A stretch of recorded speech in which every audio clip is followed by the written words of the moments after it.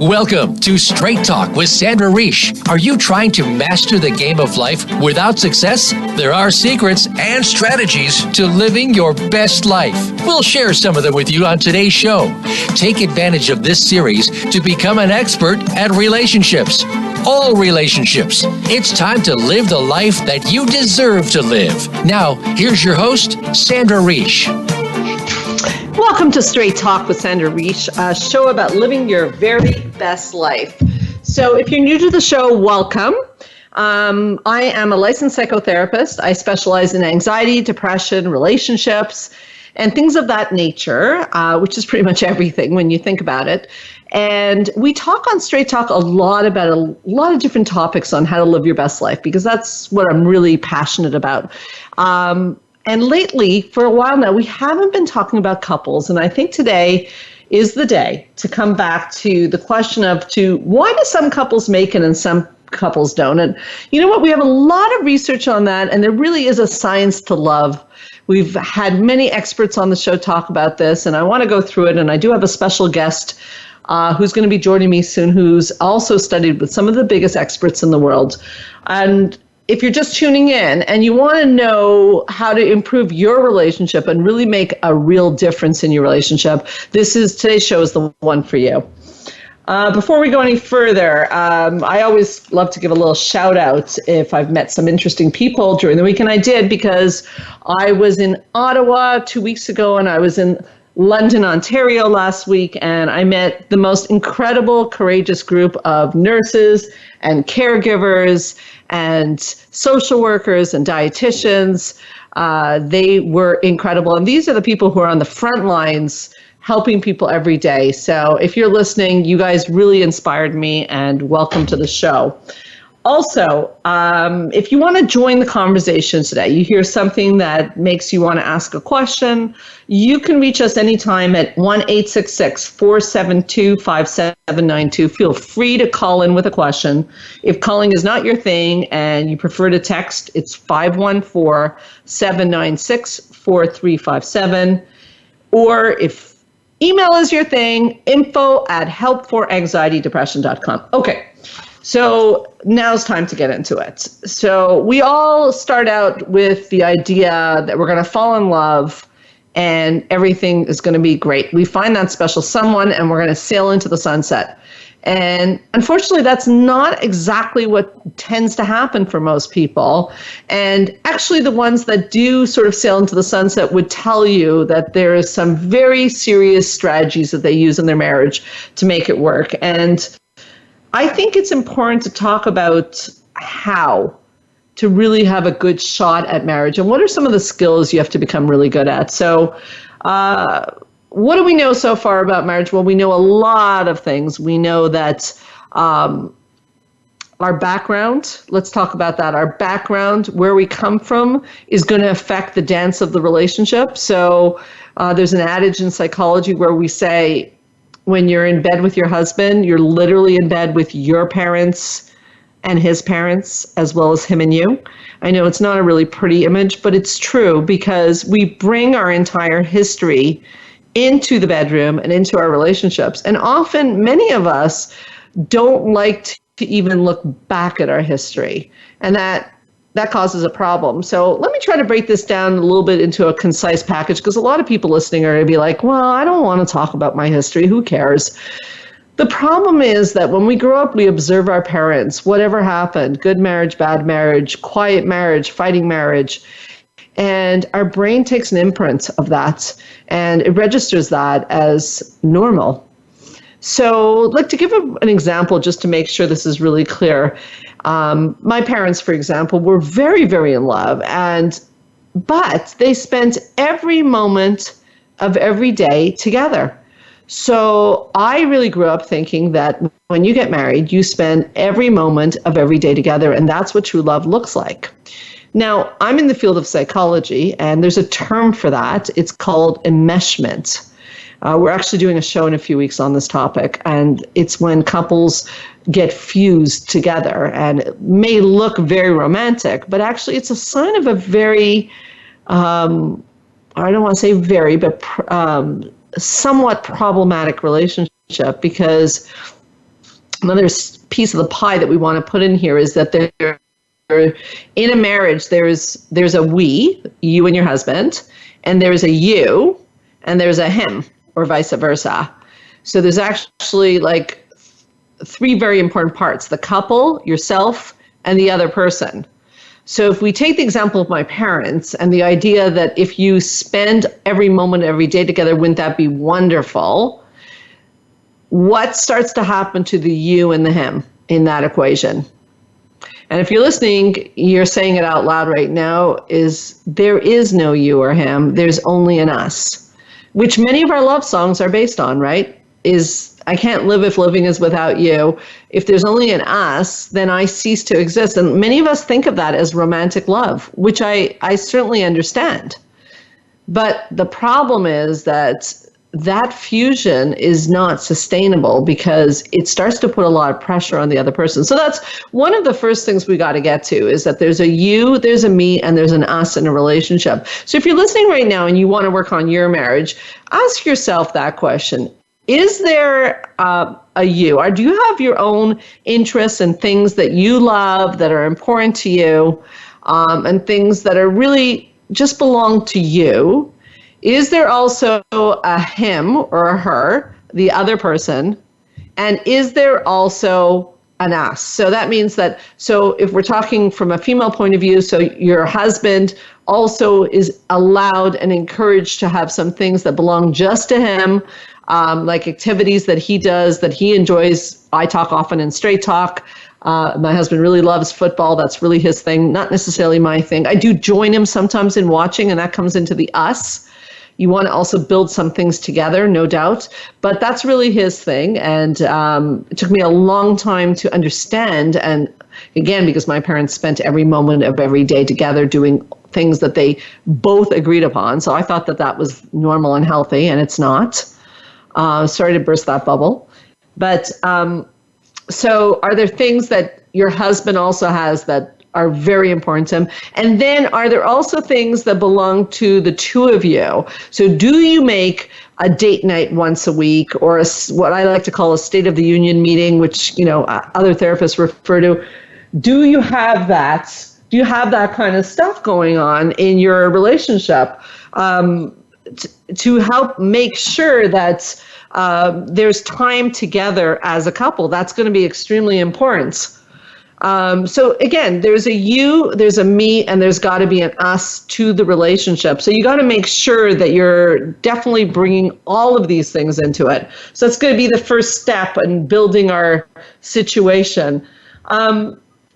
As we work through this, we're going to keep going to the next level. And I do have a special guest in the house. So we're going to take a short break, and we'll be right back on Straight Talk, and we'll start to talk about how to bring your relationship to the next level and what are the things you can do. We'll be right back on Straight Talk with Sandra Reish.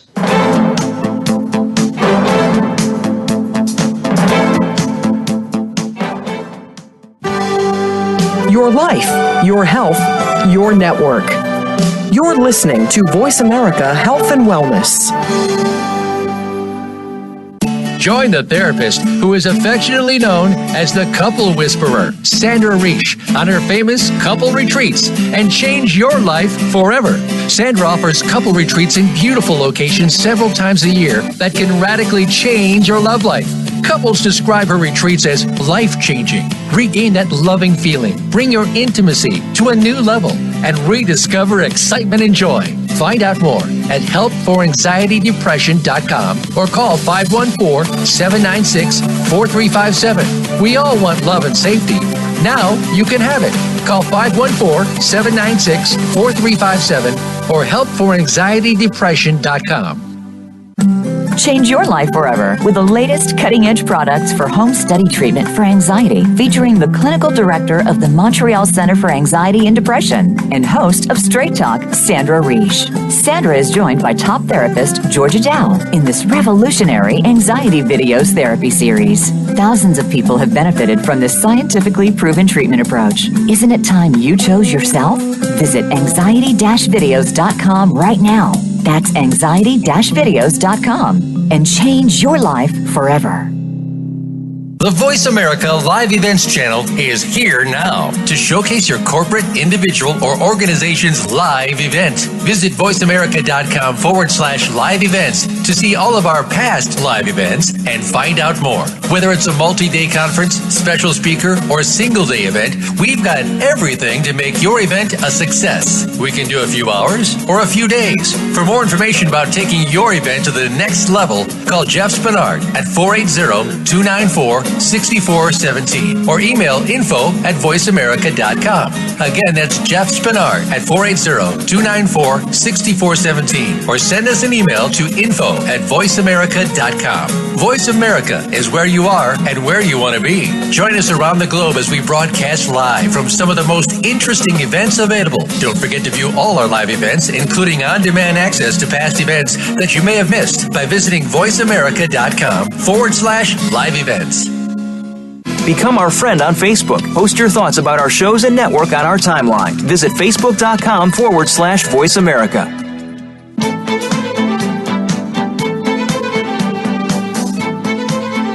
You are listening to Straight Talk with Sandra Reish. To connect with the program today, please call 1-866-472-5792. Again, that's 1-866-472-5792. You may also send an email to info@helpforanxietydepression.com. Now, back to Straight Talk. Here's Sandra Reish.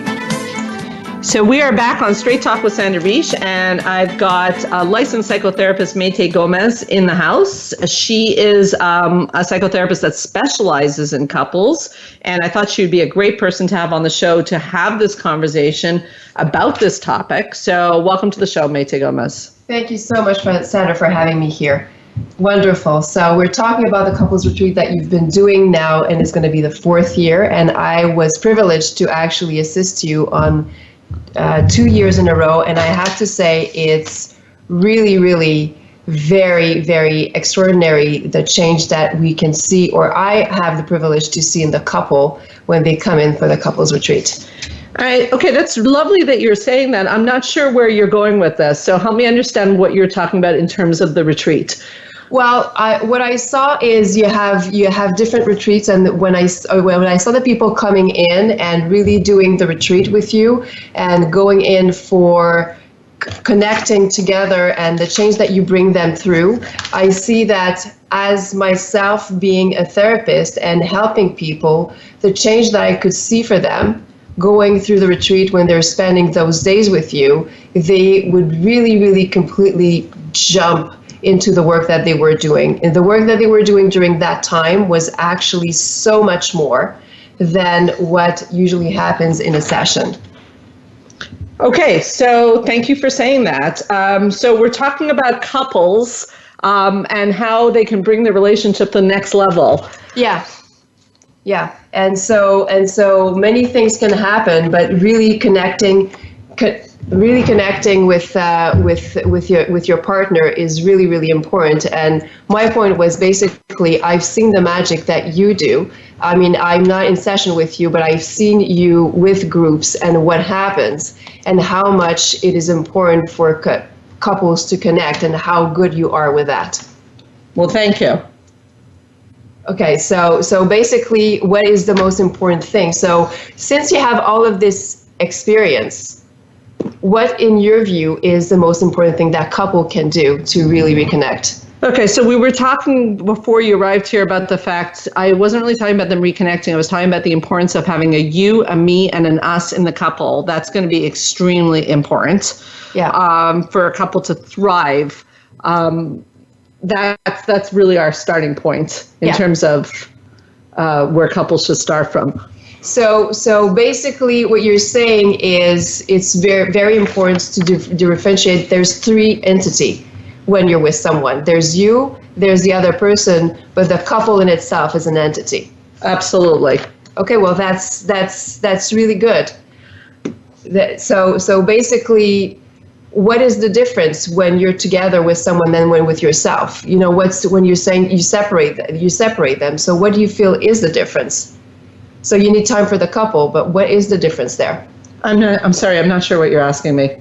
So basically you say, you remember that there's you, you remember that there's you, the other person, and the couple. So what do you need to do for yourself, and what do you need to do for the couple? That must be different things. Oh, yes, we talked about that. So you need some stuff for yourself, you need some stuff for the other person, and you need some stuff for the couple. So that was our first segment. Yeah. And now you're joining. I'm sorry, Mayte didn't really hear the first part because you were running a little bit behind today. Yeah. Sorry about that. No problem at all.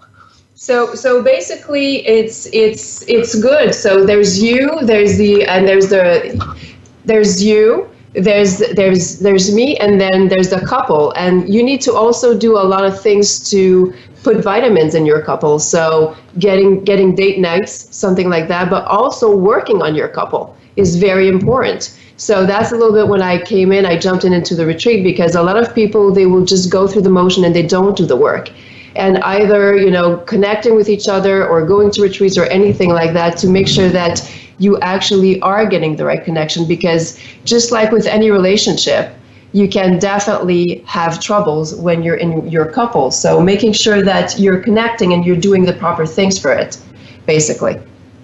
Yeah. Yeah, so and I've seen you do that work with couples with the retreat, they're learning tools on how to connect and to speak to each other, and because basically it's easy inside of yourself to know what's going on and to talk to yourself, but being in front of someone else, they're going to be thinking differently than you, and often enough we get stuck.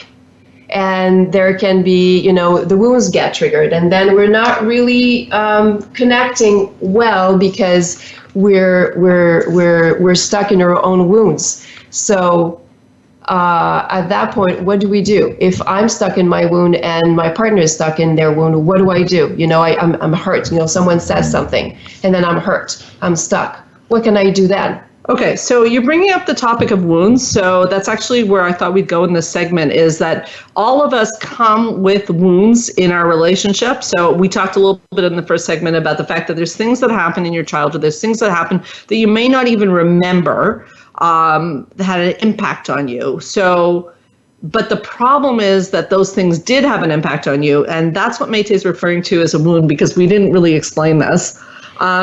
Those are things that are going to trigger you. And those are the things when your partner's talking that you get that feeling like, oh my God, I cannot believe he is saying that. I cannot believe she's saying that. So it works out okay if one of you is triggered. But what Mayte is asking about is, what about if both of you are triggered? So I think we have to first get to the fact that wounds in itself, you have to start to know, what are your wounds? What are your wounds? What are your partner's wounds? That's going to be extremely important to understand what are the things that trigger you. To your point, Mayte, if both people get wounded at the same time, it gets really tricky. And that's part of what you brought up very kindly about my retreats. There's no doubt if both people get wounded at the same time, that's when it gets a little bit tricky, because if one person is triggered and the other person is triggered, it's really almost impossible to draw upon the part of our brain that's thinking very clearly and to go, oh my God, my partner's triggered, because you're triggered too. But what are your thoughts on this? Well, it's very good what you said, actually, because once you're triggered, it's not the same part of the brain that just is driving the car, basically. So then we're not thinking the same way. And often enough, I think it happens to all of us. You start to see the person in front of you as the enemy, basically. And, that's basically, there's many kind of triggers. So what kind of wounds could someone have? Well, someone could have the wound that they feel that they're not good enough. Do you have any other ideas about what kind of wounds usually? No, go ahead. So, okay, what you see couples all day. And yeah, for sure. So there's someone could feel that they're not good enough. Someone could feel that they're not getting enough attention. And as you so well put, usually it really starts in childhood. So we might have memories of that or not, but it's to know where we're sensitive. So we're all different.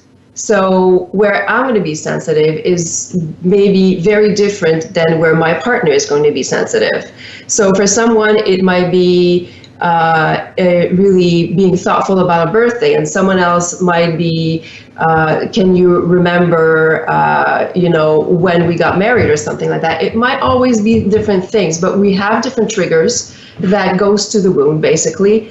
And when my wound is triggered, I'm starting to see the other person as the enemy. And then my thought process completely changes, and it's scary. It's the other person becomes very scary for me. And as we both see this in therapy, it's basically there's also this fear of being rejected that is very, very core. And unfortunately, the person that has the potential to hurt us the most or to reject us the most is often the people the closest to us. So that fear gets to be triggered very easily when you're in front of your husband or your wife. You're so afraid to be rejected, and it's a core fear. So how do we manage this when I'm triggered and my partner is triggered? So what can we do?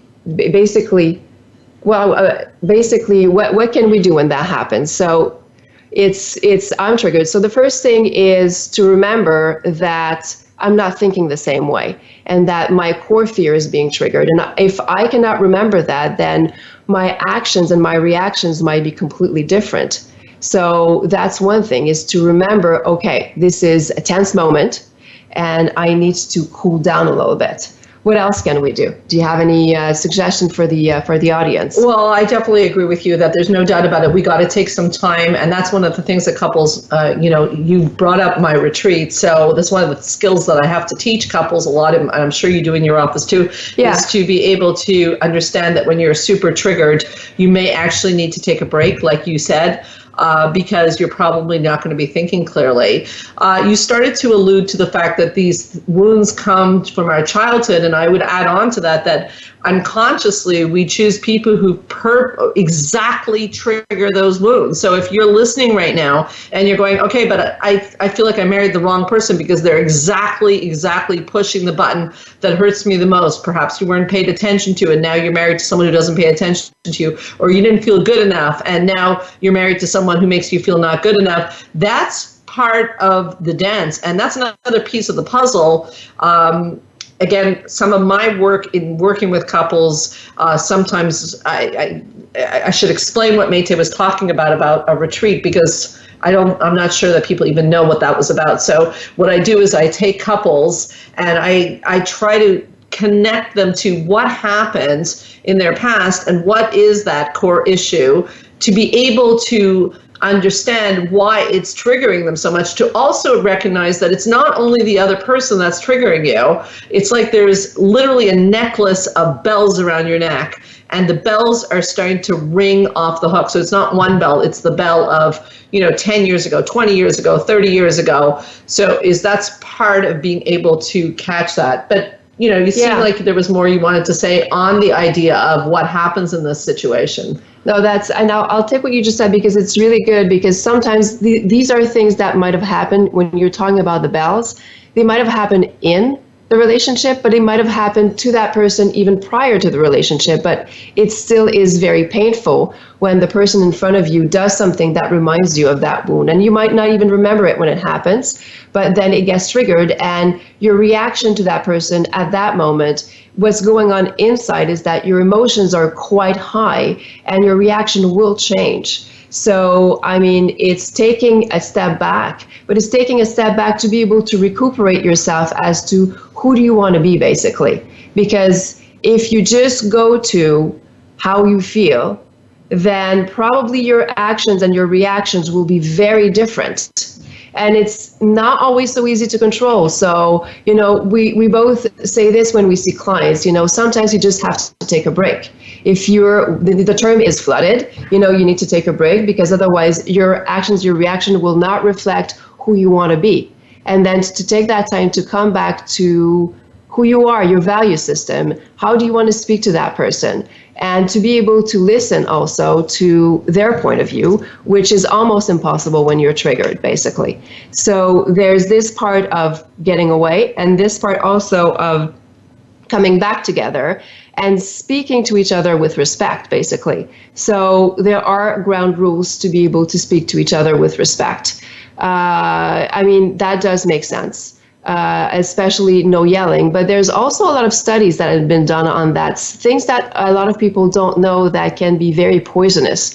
Do you have any, you know them, so what do you want to come in and say what they are? For sure, no doubt about it. So first of all, one of the things you said that I'll pick up on, and maybe we'll continue after the break, is the idea that, yes, you can take a break, but there's usually somebody in an argument that wants to take a break, and there's usually someone who does not want to take a break. So first thing is that if you're the one who wants to take the break, there is absolutely no problem. You definitely need to say to your partner, I need a break. I need 10 minutes. I think I'm going to say something I'm going to regret. That is a very healthy thing to do. However, there is a catch. The person who says they want to take the break must come back after the 10 minutes, because otherwise that becomes a way of abandoning someone. Like, I refuse to talk about this, which is going to lead into some of those dangerous things that couples do that are very toxic and very dangerous. So if some person wants to take a break, no problem. And if you're that person and you feel like you're getting what Métis called flooded and overwhelmed, and you need to calm yourself down because you're going to say something you regret, that is perfectly fine. The language would be, I'm overwhelmed, I can't deal with this, or even I can't deal with you. I mean, I know that doesn't sound that nice, but sometimes it comes out that way. I need 10 minutes, but I will come back in 10 minutes. And then the person needs to come back. Sorry, go ahead. What if I say I need 10 minutes and then I'm still flooded? What do I do then? Well, you could ask for a bit more time, but generally flooding should come down, and they say the maximum it should take is about 30 to 45 minutes. So that really is the maximum. Otherwise, you're starting to use this as a manipulative strategy. Okay. If you say I need 2 days to calm down, you're using that. So that would not be allowed. That would be considered disrespectful. Well, that's too long, basically. Yeah. The other person is waiting. They really want to resolve it. Yeah. Yeah. That's good. So definitely, no problem. And if you're the person, on the other hand, who wants to resolve it, your challenge is going to be the fact that you're very stressed. You want the problem, you want the argument to be resolved so desperately.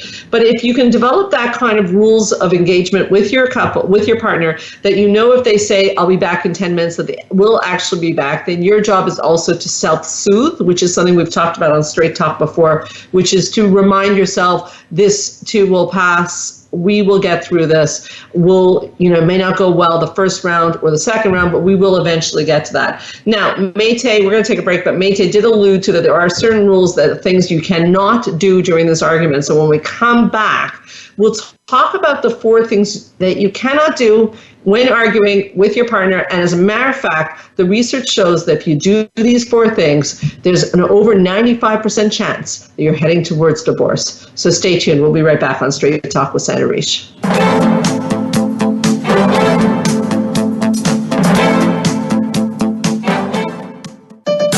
Your life, your health, your network.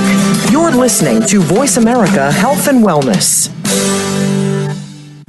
Change your life forever with the latest cutting-edge products for home study treatment for anxiety, featuring the clinical director of the Montreal Center for Anxiety and Depression and host of Straight Talk, Sandra Reish. Sandra is joined by top therapist Georgia Dow in this revolutionary anxiety videos therapy series. Thousands of people have benefited from this scientifically proven treatment approach. Isn't it time you chose yourself? Visit anxiety-videos.com right now. That's anxiety-videos.com and change your life forever.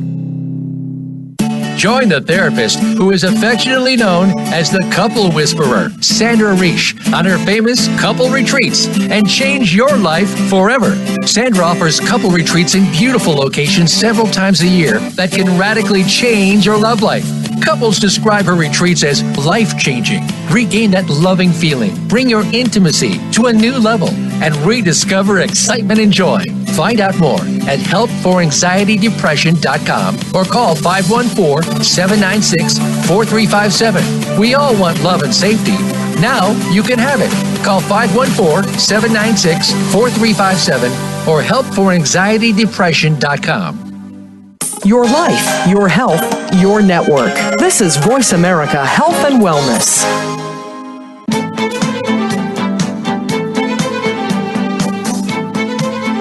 You are listening to Straight Talk with Sandra Reish. To connect with the program today, please call 1-866-472-5792. Again, that's 1-866-472-5792. You may also send an email to info@helpforanxietydepression.com. Now, back to Straight Talk. Here's Sandra Reish. So we're back on Straight Talk with Sandra Reish, talking about couples. I mean, we start off and we all think it's going to work out and we all want the same thing, and then it goes so wrong. And, you know, a lot of my work in the last few years has been very much on this topic, because now, as I said, we have a lot of science to know how to make relationships better. And part of the science that we have is knowing the things you cannot do in conflict in a couple. So I promised when we come back, we'd talk about some of the research of John Gottman. He's a top researcher in couples, and he has come up and studied that there are 4 things that couples do that actually predict divorce with over 95% accuracy. And these are the mistakes couples make. So I'll rattle off one of them and then I'll hand it over to Mayte and she can talk about another one. We'll go back and forth like that. Is that okay with you? That's perfect. Okay, so the first one, we start pretty innocuous. The first one is, or sounds innocuous anyways, is criticism. And again, I want to make the distinction between criticism and a complaint, because complaints are fine. You are allowed to complain to your partner.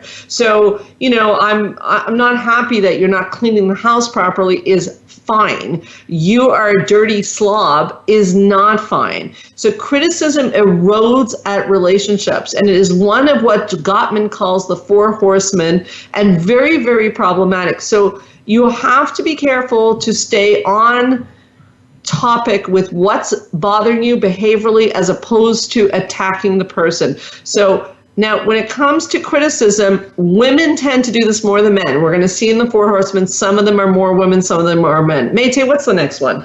Well, the next one is often the response when someone is criticized, and it's defensiveness, basically. So once the person has felt criticism, or sometimes it comes on its own, because sometimes people are just insecure and they start to be defensive, like, no, I did not do that. And sometimes they go on the offensive with it. Okay, so I might not be cleaning the house very properly, but you're not taking out the trash, and something like that. So the defensiveness is saying, there's nothing that I'm doing that is wrong, or really defending the position that you have or the behavior that you have, or basically coming back with a counterattack. Maybe what I do is not great, but what you do is not great. So the defensiveness sometimes can have a little bit of a flavor of criticism in it. And so it's also one of the 4 horsemen, very bad, because basically you have 2 egos engaging with each other, and there's no space for resolution at that point. So the criticism is easy to see, but the defensiveness, often enough, people feel that they have the right to be defensive because they just felt criticized, but it's actually as bad. And as you were saying, you know, depending which one it is, for sure, this one is a little bit more men that will be defensive. Right. Yeah. So the antidote for criticism is to keep it to a complaint, not a personal attack. Yeah. What is the antidote? You know, if someone's upset with something I did, and we're saying that defensiveness is not good, so what should we be doing? Well, instead of being defensive, take the time to hear what the other person has to say and see their point of view. Don't defend. Go, okay, I see your point. I see your point is one way to see it. I mean, it doesn't mean that you have to say you're absolutely right, but not to have a knee-jerk reaction, basically. So, okay, I hear what you're saying. I see your point. This is a valid point, because the person wants to be heard, basically. So that is really helpful, not to have a knee-jerk reaction. No doubt, no doubt. So the issue here that comes to mind, though, I just thought of something. So there is, with defensiveness, the obvious defensiveness, like I didn't do that. What do you do with someone who just always says, I'm sorry? That's also defensive. That's also not dealing with the issue. Well, then it's to go to the next level. Saying you're sorry is, it's one part, and, it's good to say that more than to have the knee-jerk reaction, but then it's to think of something that could be coming and to change the behavior. Okay, so adding on to that, not just saying you're sorry, but saying, you know what, I will do this right now, or you know what, let me see what I can do to change the behavior, and coming with a resolution, basically a possible resolution.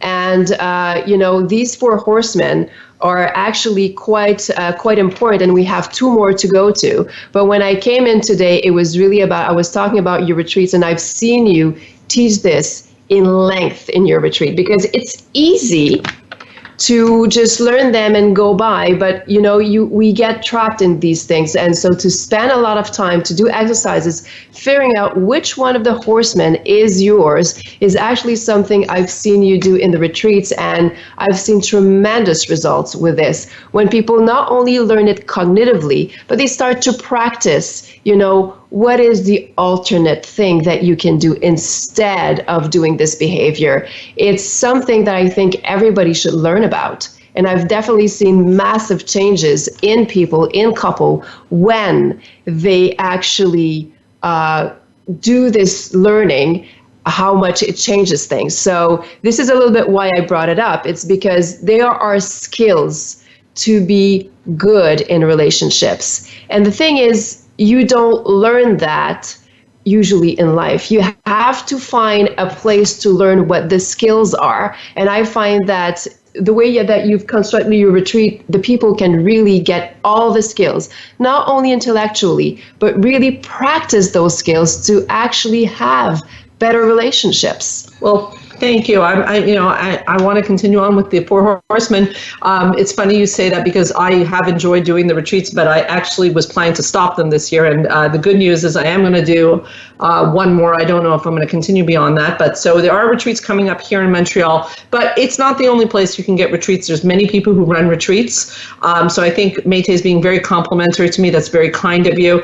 But I think the goal here is that there's not only my retreats, there's many, many retreats around the country.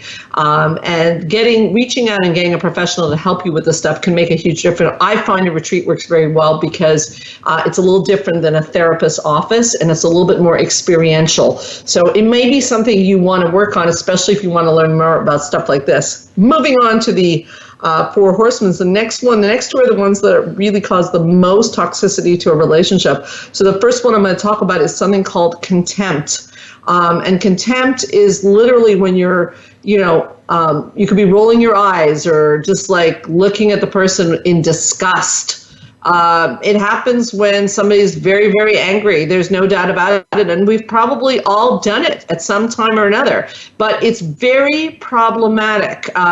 The idea is that, you're upset with someone, but there still has to be a sense. And sometimes myself, I do this. If I'm very upset with someone, I will say, I'll throw it in, I still love you. I'm just really upset. And even that line saying, I still love you, I can't always access warm and fuzzy behaviors, but just reminding the person that I am not in disgust of you. Contempt, again, rolling eyes, not okay. So what's the difference between contempt and criticism? Well, criticism is it's a good question, but criticism is really just like saying you're like a messy slob, right? Contempt is operating from a position that I'm above you, and you are just a piece of dirt. So it's not only that you're a messy slob, you make me ill. Just looking at you makes me ill. And that's, people give themselves permission to do this in arguments, and this is not going to work well in relationships. It is definitely not good. And it leads to the 4th one, which is what? Well, the 4th one is stonewalling. So basically when someone just refuses to talk to the person. So you're there and you might be completely not present emotionally. That's a kind of stonewalling. But the one that we see very often is basically the person just like, no, I'm not talking to you, refusing to talk. That's complete silence or something like that. So there's subtle ways, but that's very damaging because basically it's quite disruptive. That you're telling the other person, I don't care about you, basically. You're sending a very rough message. It looks very quiet, and sometimes people will use it instead of really verbalizing that they need a break and they need to calm down, they will just stonewall. But that's actually very damaging because the other person doesn't know that you're trying to calm down. They just know that you disappeared. And when you disappear, that feels very awful for the other person because they feel, okay, I'm not important then. What's going on here? So it's actually may be very surprising for the person who's doing the stonewalling, but it's actually aggressive to do that. You're disappearing. So you're abandoning the other person, basically. So really, really not great. So no, it's actually, stonewalling is really, really, really a serious way of taking control away from somebody else. It's because by refusing to talk to them, the other person has absolutely no locus of control. So it is really actually one of the most damaging things you can do to a relationship. So it's perfectly fine if you need to take a break. It is perfectly not fine to just refuse to talk to someone. And unfortunately, this happens in a lot of the couples in my office, and I'm sure in yours, yes, where the person just literally shuts down and refuses. And sometimes they're not even refusing to talk. They're just saying one-word answers like, yeah, yeah. And that is not okay. Is really not okay. So if you're doing that in your life and you're doing that in your relationships, this is the beginning of the end. Yeah, it Thoughts? is. Yeah, well, we often see this dance that you're going to have one that is very collected, cool cucumber, and not having a lot of emotional reaction. Yeah, whatever. And it's very, very toned down. And the other person is getting more and more and more aggravated. And then, unfortunately, it can be a good tactic that you know it or not, because the other person is really, really struggling at this point, and they look really out of control. But the problem is not them. The problem is the dance between the two people. Right. And I think that's an important point, the dance. So it looks like somebody's hysterical. Yeah. And the other person looks like they're calm, but actually the person who's supposedly calm is provoking the hysterical person. Yeah. So it's a dance. Everybody has to take their own share. So yes, it might be feeling good for you to be able to go, yeah, whatever. But actually, you're definitely part of the problem when you're doing that. And once you know that, really, you cannot allow yourself to continue the behavior, because these are very, very damaging between two people. Those four horsemen are horrible. You cannot maintain a level of respect if you do these things. It's really, really, it creates a lot of pain. It creates a lot of a lot of disruption between two people. And unfortunately, usually the problems don't get to be resolved when we engage each other this way. Right. So, if we look at what we have so far, is we have the idea that, there still needs to be a you, a me, and a couple. We have the idea that we come into relationships with a wound, or many wounds, actually, which we learned in childhood. And that's another piece of something that could be helpful for people to find out what are the things that have really hurt you, because chances are you've drawn into your life somebody who actually might provoke those exact wounds. And that's okay. But because that's the other part of some of the learning that I do with people, is marriage is designed to heal you, and relationships are designed to heal you. So the thing is that your relationship, the exact moment that you're in right now, that could be horrible as you're listening to the show, is an incredible gift for you to learn something, if you're open to learn what could be there to teach you. So you have to also, one of the key skills, another one of the pioneers of couple therapy teach us, this is Dr. Sue Johnson's work, is to be curious. Why is this happening? Why am I in this situation again? Why is my husband not listening to me? Why is my husband coming down on me? Why is he just behaving the way I hate so much? What is this here to teach me? And if you could put that together, already things will change enormously in the dance, because you're going to change your part of the dance. And if you change your part of the dance, the other person has to change their part of the dance. Quick thoughts before we take a break, Mayte. I really love that, because seeing your relationship as a path to growth actually really helps people diminish the level of pain they feel. It has a purpose, basically. Yeah, and I think the research is unequivocal about this. Our relationships are designed to heal us. Yes. And it makes us find out parts of ourselves that aren't that great as we thought we were. A famous adage in psychology says, you want to find out your dysfunction, get into a relationship. I thought I was absolutely terrific till I got into a relationship. I'm not saying I think I'm terrible now, but I certainly found out that I'm not as terrific as I thought on my own. Ha ha. Yeah, we think we're terrific when we're on our own, because we don't see our blind spots. And that's where relationships can be your gift. We got to take a break. We'll be right back on Straight Talk with Sandra Reish.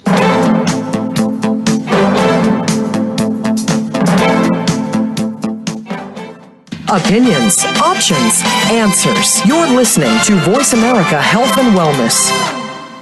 Join the therapist who is affectionately known as the Couple Whisperer, Sandra Reish, on her famous couple retreats and change your life forever. Sandra offers couple retreats in beautiful locations several times a year that can radically change your love life. Couples describe her retreats as life-changing. Regain that loving feeling, bring your intimacy to a new level, and rediscover excitement and joy. Find out more at helpforanxietydepression.com or call 514-796-4357. We all want love and safety. Now you can have it. Call 514-796-4357 or helpforanxietydepression.com. Change your life forever with the latest cutting-edge products for home study treatment for anxiety, featuring the clinical director of the Montreal Center for Anxiety and Depression and host of Straight Talk, Sandra Reish. Sandra is joined by top therapist Georgia Dow in this revolutionary anxiety videos therapy series. Thousands of people have benefited from this scientifically proven treatment approach. Isn't it time you chose yourself? Visit anxiety-videos.com right now.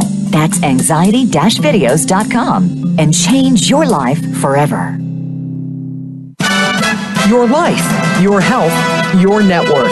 Voice America Health and Wellness.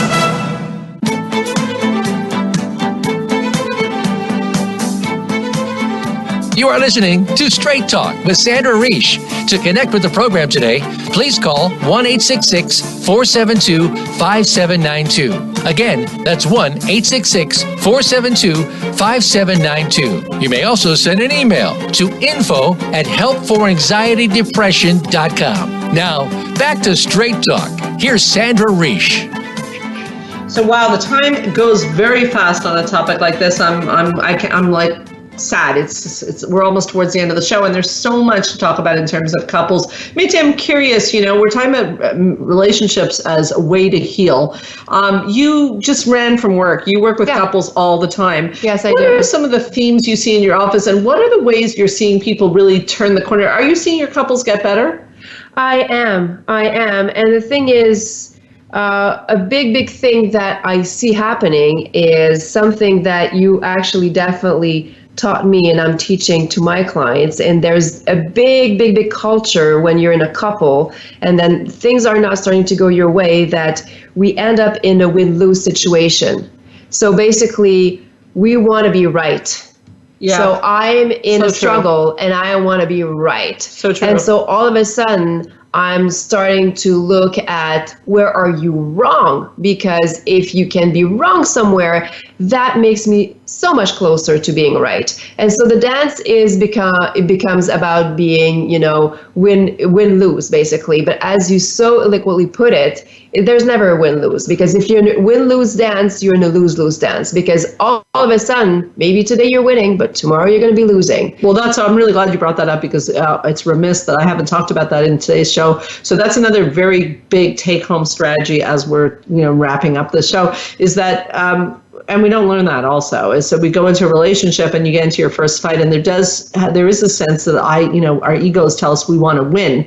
And if we win and you lose, then I'm the winner. That's great. But as you so well put, relationships, that's one of the challenges that couples have to learn. And you do a great job in your office teaching this. And I try to do the same, is that, the couple needs to learn how they can both walk away from an argument with a win and a win. Yeah. And that is a real skill to learn that, and to find where can negotiation go on that both people walk away win-win, not win-lose. So how do you do that with your couples? How do you do that? How do you teach them to do win-win? I mean, I want things to go my way. So. Yeah, of course. Well, it's understanding that you're not supposed to get your way always 100%, basically. It's your ego that wants that. And to remember that you have someone that you love in front of you. So it's really about, how can we negotiate this? So it starts with the 4 horsemen. When we're not using them, it does not escalate as much. And then you can go,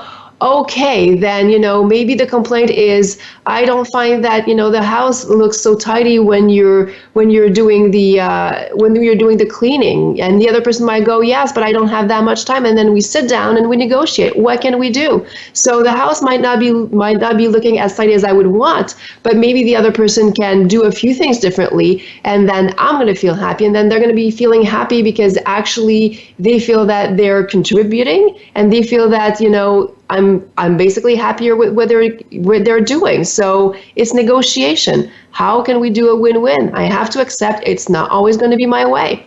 And part of it is your partner and you have to agree that that's how you want to operate, as win-win, so that if an argument is not resolved, and I always say that, we should, make sure that I should make sure to get this in before we run out of time, is that couples who don't fight don't actually do better in relationships. Fighting is actually a sign of a healthy couple. It's how you fight, and more importantly than how you fight, it's how do you resolve. So that's going to be extremely important. So if that sounds great what you said, but that only works if your couple, and this is something hopefully you can have a takeaway from this today, that you and your partner agree, like, hey, could we agree that no matter what we fight on, that we're going to hash it out until we can find a win-win, even if we have to take a few breaks and come back to it tomorrow, but let's find a win-win solution that works for you and works for me, and then we're both going to walk away from the table. No one's going to end up feeling crestfallen or embarrassed that, oh God, I guess I didn't really hold my ground. So that has to be established before the argument, because nobody's going to be interested in a win-win during the argument. Absolutely not. It's a change of culture, basically. You have to change how you see what a couple is. And most people are not even aware that they're seeing it as a win-lose. You just see it when you're fighting. You're going at each other. So absolutely, you want to win over the other person. You're in the culture of win-lose. So yeah, you're absolutely right. It needs to be set way before you have an argument. Right. So, we're running out of time, like literally, but the bottom line is that these are conversations you want to consider having with your partner, is like, can we create, as Mayte says, a culture of win-win? Do we want to do that? I mean, I certainly have had these talks with my husband, no doubt about it. And I'm sure the same is true for you. Absolutely. Where, and there's been times, I remember early in our relationship, one time I said very early, and I said to my husband, well, I believe in win-win. And he's like, well, I don't. I win and you lose. Like, really, that's true. I tell my husband that he said that he doesn't believe it was him, but it was. Okay, no doubt about that. So that had to be worked on. So it's also about commanding respect. And you did bring up respect. Respect is not negotiable in a relationship. That's something I say everywhere I go, everywhere I speak. Respect is not negotiable. So you don't have to agree, but you got to respect each other. Mayte Gomez, I am so incredibly happy to have you here today. I know you rushed here after work. A final tidbit, what's your last word of wisdom for couples listening to you right now? Well, basically, don't forget that it's someone you love that is in front of you, because you might fight, they might trigger you or anything like that. But the first thing that brought you together is love. And so even in a moment where you're feeling despair, you're feeling sadness, is really to remember that at least in theory you love them. And if you're able to hold on to that, you can really soften your approach. And it's a lot easier to want to really have a win-win, and to want not to engage in the four horsemen, and really to give that other person their space. And it's someone else than you, so be curious about them. I was just going to say my last tidbit is be curious. Like, someone's getting mad at you and it doesn't make any sense to you. Good time to ask, why are you so upset about this? Really good question to ask. I highly recommend that. Mayte, people are going to want to reach you. How do they find you? Well, basically, you reach me at the Montreal Center for Anxiety and Depression with me and all of my wonderful colleagues. And it's basically 514-777-4530. Okay, and they can find you on the website at helpforanxietydepression.com. And you do come to my retreats. You're there with me. So if you're ever interested in working on your couple with us or anyone else, there's all sorts of information on the website, helpforanxietydepression.com. Next one in June, coming up in Montreal. That is all the time we have today. Mayte, thank you so much for joining me. I really appreciate it. Thank you for having me, Sandra. Always a pleasure. I really love having you as well. Please stay in touch with us. We want to thank all our listeners from all over the world for listening to Straight Talk with Sandra Reish. We invite you to come back next week. If you're interested in any information we talked about today, therapy, retreats, anything, go to helpforanxietydepression.com. Don't forget to check out the Facebook page too, Straight Talk Sandra Reish. Feel free to leave a question for me or Mayte. And by the way, please remember to like us while you're there. You can hear this and any prior show as a podcast on my websites, on the podcast app of your iPhone, and on iTunes under Straight Talk with Sandra Reish. And drop me a comment or a question anytime at info@helpforanxietydepression.com. My name is Sandra Reish, and I promise I'll help you learn to live your best life again next Thursday, same time, same channel. In the meanwhile, Mayte, lately everyone says it with me. You know my famous line, keep your eyes on the stars. We'll see you next week. Thank you very much.